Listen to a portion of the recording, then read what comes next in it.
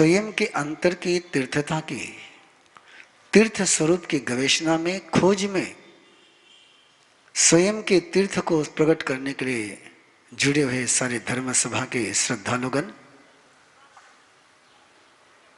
संकेत की बात, व्यवस्था की बात कल आपके पास पहुंची। आइए, श्रद्धा कब सफल होती है, भावनाएं कब सिद्ध होती है, विचार कब शाश्वत बनते हैं, मन कब स्थिर होता है, इमोशन जब एक्शन में आती है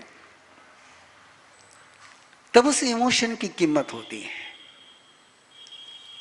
केवल इमोशन में ही रह जाए तो शेख चिल्ली के सपने शुरू हो जाते हैं। आचार्य भगवंत एक कहानी कहा करते थे। एक सेठ की दो पत्नियां थी और दोनों पत्नियां, दोनों का कैरेक्टर डिफरेंट था, दोनों का एटीट्यूड डिफरेंट था। एक को पति की सेवा करने में आनंद आता था, एक पति के खान पान सेवा का ध्यान रखती थी और एक पति की पूजा करती थी, पति के नाम की माला गिनती थी। उसका नित्य क्रम था कि बिना पति की पूजा करे, पति के फोटो की पूजा करे, उनके नाम की माला गिने बिना वो मुंह में पानी नहीं लेती थी। एक दिन ऐसा हुआ कि जो सेवा करने वाली पत्नी थी वो कहीं बाहर गई हुई थी और पति देव बाहर से आए, उनको प्यास लगी हुई थी, पांव धोने के लिए पानी भी चाहिए था, प्यास भी लगी थी। उन्होंने जो सेवा करती थी उस पत्नी को प्यार से पुकारा, लेकिन रिप्लाई नहीं आया। नौकर ने बताया कि वो बाहर गई हुई है। तो दूसरी पत्नी को पुकारा है कि भागवंती मुझे पानी चाहिए। उसने वहीं पर पूजा के आसन पर बैठे बैठे जवाब दिया, आपको समझता नहीं क्या, मैं आपकी पूजा कर रही हूं, मैं आपकी माला गिन रही हूं, मैं माला मुझ में नहीं छोड़ सकती हूं। गुरुदेव पूछते थे, आपके जीवन में यदि दो पत्नियां मिल जाएं तो आप किस पत्नी को प्यार करोगे? पूजा करने वाली, माला गिनने वाली, जयकारा लगाने वाली, या सेवा करने वाली? निश्चित रूप से व्यक्ति को सेवा करने वाली ही सुहाएगी। तो भक्ति का एक स्वरूप है परमात्मा की भक्ति करना है, लेकिन भक्ति इसलिए करना है कि आचरण करने का बल मिले। थ्योरी इसलिए पढ़नी कि प्रैक्टिकल करने के लिए रास्ता मिले। भावना इसलिए चाहिए कि आचार करने का रास्ता खुले। और तीर्थ बनना हो तो पहला कदम है श्रद्धा का। श्रद्धा ये बीज है, श्रद्धा ये सीड है। लेकिन केवल बीज बीज ही रह जाए तो न छांव मिलेगी, न हवा मिलेगी, न फल मिलेगा। यदि बीज फलित हो जाए, बीज वृक्ष बन जाए, तभी जाकर के इसकी हवा मिल सकती है, छांव मिल सकती है, फल मिल सकते हैं, फूल मिल सकते हैं। तो ये श्रद्धा के बीज को अंकुरित करने वाला, फलित करने वाला, फूलित करने वाला, वृक्ष बनाने वाला, जीवन को कल्प वृक्ष बनाना, श्रद्धा ये कल्प वृक्ष का बीज है। लेकिन जब तक इस श्रद्धा के कल्प वृक्ष के बीज की सिंचन होकर के अंकुरन न होगा, ये फलित न होगा, तब तक वो बीज केवल बीज ही रह जाएगा। आप जानते हो कि एक बीज बोते हैं, एक आम का बीज बोते हैं, एक आम का पौधा लगाते हैं, और एक पौधे को, एक बीज को कितने ही फल लगते हैं, कितने सालों तक फल लगते हैं। और यदि उस बीज को बोया न गया, वो फलित न हो पाया, तो परिणाम क्या आएंगे? ज्ञाता धर्म कथा में एक कहानी आती है, एक प्रसंग आता है कि एक बहुत समृद्ध सेठ, श्रीमंत सेठ, और श्रीमंत सेठ की सेठानी का आयुष्य पूर्ण हो गया। अब सेठ को एक चिंतन चला कि ये 4 उसके बेटे थे, इन चारों बेटों की शादी हो चुकी थी, चारों ही बहुएं थी। अब घर को चलाना है तो कोई ना कोई नेतृत्व देने वाला चाहिए, सक्षम नेतृत्व देने वाला चाहिए, समर्थ नेतृत्व देने वाला चाहिए, दिशा बोध देने वाला चाहिए, जो सबको एक अलग मंजिल पर लेकर के चले। अब चारों ही बहुएं थी और सेठ के मन में विचार आया कि किसको दायित्व सौंपूं, किसको जिम्मेदारी सौंपूं। सामान्य एक परिपाटी है कि जो बड़ी बहू होती है उसको प्रमुख बना देते हैं, लेकिन सेठ बहुत समझदार था। सेठ को एक बात पता थी, केवल उम्र से बड़ा होने से कोई समर्थ नहीं होता है,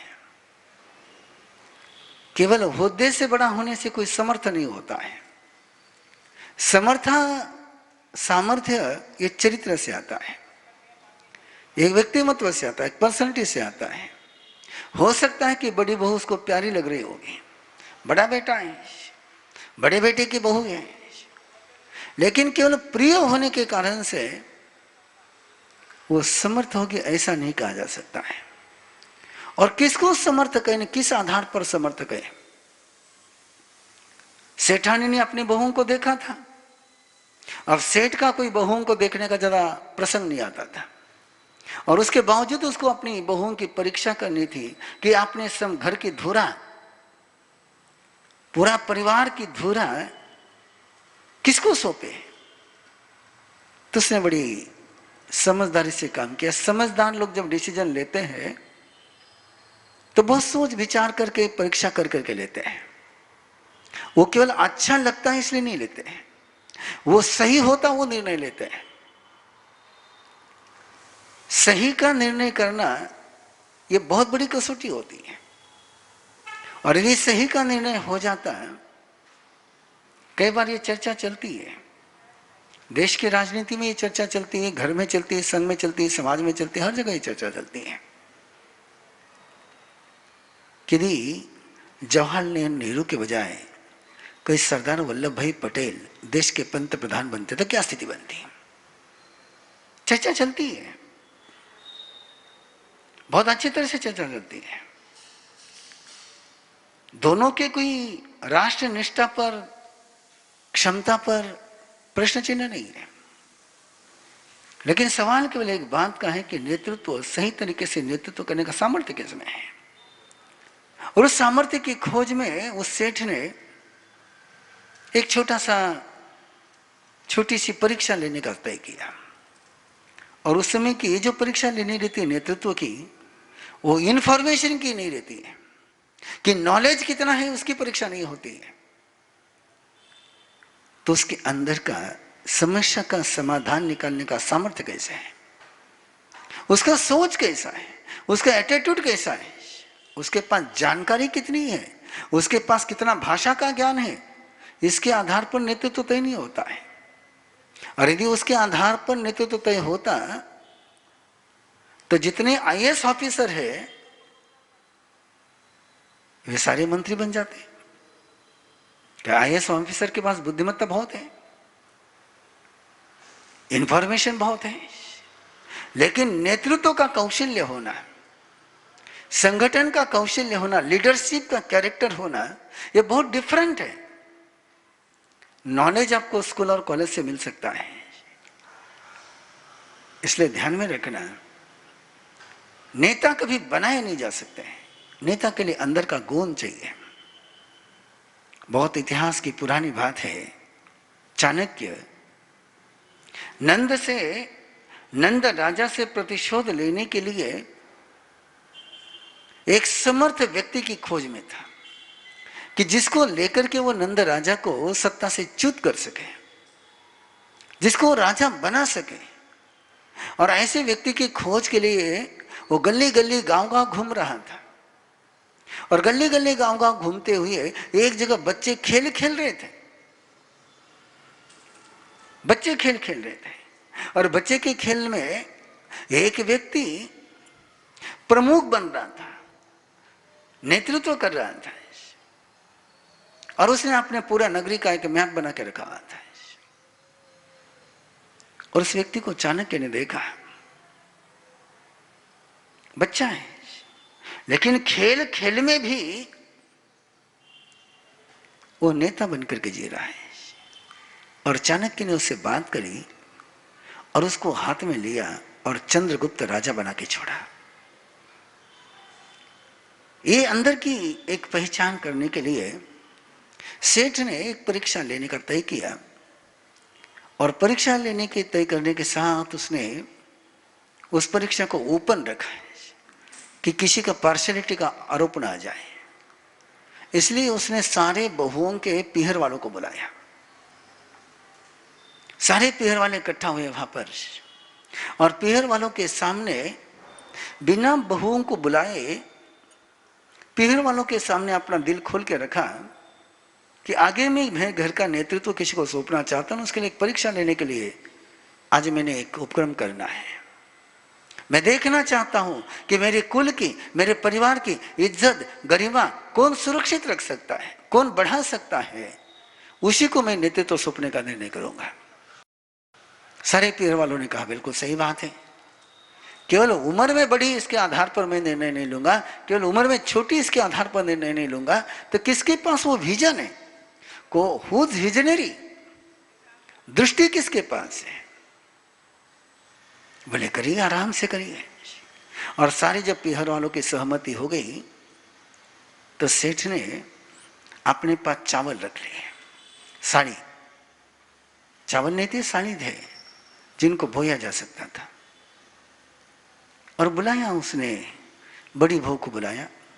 बड़ी बहू को बुला करके एक मुट्ठी भर वे साड़ियाँ उसको दी और कहा ये तुझे दे रहा हूं, इनको सुरक्षित रखना, इनको अक्षुण्ण रखना।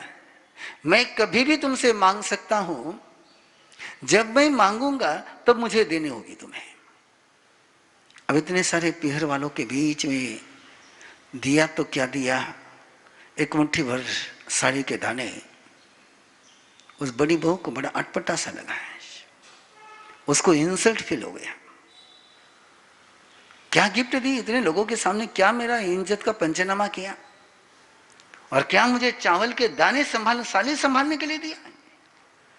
इन सालियों को क्या, कितनी पड़ी है साड़ियाँ घर में गोदाम में भरी है, जब मांगोगे तब ला दूंगी तुमको। एक मुट्ठी क्या मैं 10 मुट्ठियां ला कर दे दूंगी, क्या पड़ता है पैसा, कहा मैं अकाल में रहती हूं। और गुस्से में तन तना करके जाते हुए उसने जाते अंदर जाते सबसे पहले काम किया, गुस्सा आया था ना, तो गुस्सा आने के बाद बैलेंस चला जाता है, वो सब भूल गई। और उसने चावल की साड़ियां कचरे में डाल दी। दूसरी को बुलाया, सेम प्रोसेस दोहराई। इसको अटपटा तो लगा लेकिन गुस्सा नहीं आया। उसको लगा कि चलो जो दिया है बड़ों ने, ये प्रसाद है, और प्रसाद है तो अंदर गई, साली को मसला, चावल के दाने निकाले और खा लिए। जब मांगेंगे तब लौटा दूंगी, घर में बहुत है। खा लिए उसने। तीसरी को बुलाया और उसको भी वही कहा कि मैं तुझे दे रहा हूं लेकिन ये तुझे संभाल करके रखने हैं, जब मांगूंगा तब देने हैं। उसने बड़े अवभाव से प्रणाम करते हुए उसको लिया और आश्वासन दिया कि जब आप मांगोगे ये साली के दाने आपको वापस मिलेंगे। वो अंदर आई, अंदर आकर के उसने एक रेशम के कपड़े में वो साड़ी के दानों को बांधा, एक अच्छी संदूक ली, उस संदूक में उसको सुरक्षित रखा और सुरक्षित रख करके वहां ले जा करके रख दिया जहां उसका पूजा का घर था। अब रोज वो उसकी पूजा करती थी कि जब मांगेंगे तब देने हैं, जैसे मांगे वैसे देने, जैसे दिए वैसे देने हैं। और चौथी को बुलाया और उसको भी चावल के दाने, साड़ी दी और कहा कि इनको सुरक्षित रखना, जब मांगूंगा तब मुझे लौटा देना। अब उसने सोचा कि ये साड़ी है, पता नहीं कब मांगेंगे और इनको सुरक्षित रखना है। ये इनको कैसे सुरक्षित रखा जा सकता है? मैं कहीं पर भी रखूंगी तो ये सुरक्षित नहीं रहेंगे, समय का इन पर प्रभाव पड़ेगा। पता नहीं 5 साल के बाद मांगे, 10 साल के बाद मांगे, और 10 साल तक मैंने इनको ऐसा ही रख दिया तो ये तो समाप्त हो जाएंगे, तो खत्म हो जाएंगे।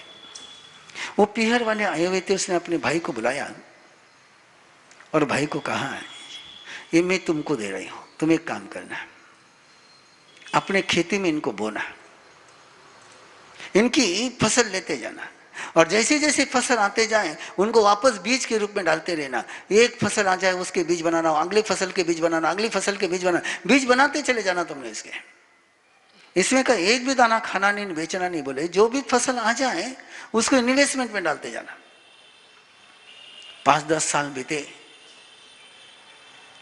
और 10 साल के बाद वापस सेठ ने सबको बुलाया, पीहर वालों को बुलाया, सबको निर्णय करना है। और निर्णय करने के लिए पहले बड़ी बहू को बुलाया कि वो तुझे जो साड़ी के दाने दिए थे वो कहाँ पर है। वो गई कोठार में से भर करके ले आई मुट्ठी भर। सेठ ने देखे और बोले ये वही दाने के जो मैंने तुमको दिए थे? बोले नहीं, ये वो दाने नहीं है, ये तो मैं गोदाम में से ले आई, गोडाउन में से ले आई, बोले भंडार में से ले आई। बोले वो दाने कहाँ है जो मैंने दिए थे? वो तो उसने कहता वो तो मेरा इंसल्ट कर दिया आपने, इतने लोगों के सामने, मैंने फेंक दिया उनको। तो बोले बढ़िया, अच्छा काम किया तूने, तुझे फेंकने का ही काम दिया जा रहा है।